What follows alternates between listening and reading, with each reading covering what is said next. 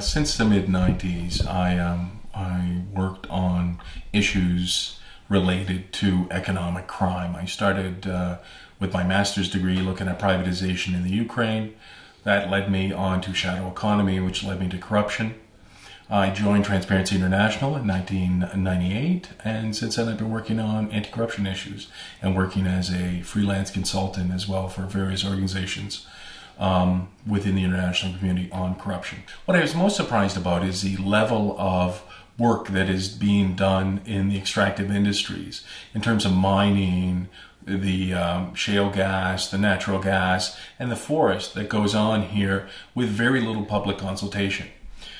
Having worked on these issues in places like Kyrgyzstan or Sierra Leone or Afghanistan, and you come back home and you see that there's almost no public consultations on economic activities that involve the public, it's pretty shocking.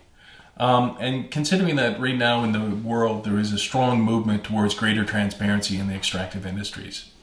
So there is the Extractive Industries Transparency Initiative, which Canada supports heavily, which forces companies to publish their payments to governments and any royalties that they pay, as well as any payments that they receive from governments. So all over the world, citizens are demanding that their governments reveal what is going on with private companies in the extractives.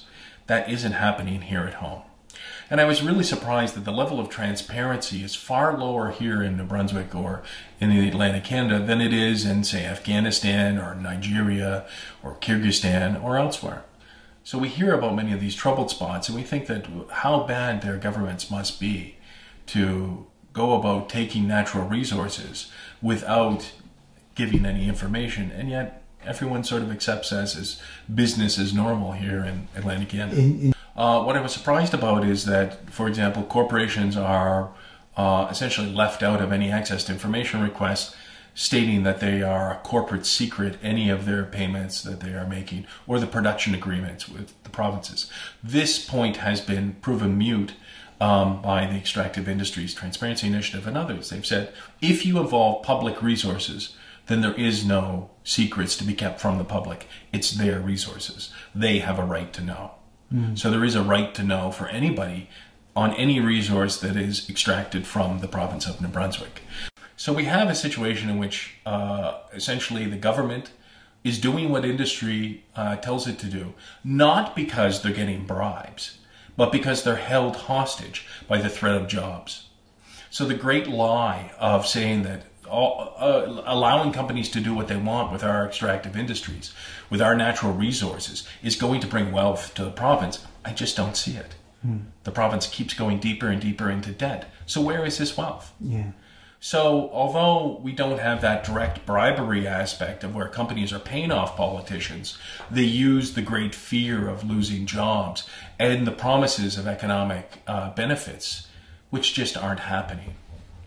So the myth that if we don't give away these resources at rock bottom prices, we'll go under is nonsense. There are a lot of other companies that would love to come in and access our resources. There's a very resource hungry world, but we can see that the province is getting poorer. Although at the same time, we're doing more business and exporting more gas and exporting more trees than at any time in our past. So how can it be when we're doing more but getting less for it? Something's wrong there. So we're getting to the point in which essentially the government as the steward and the responsible caretaker for public goods isn't doing its job. And if it isn't doing its job, then who's really running the province?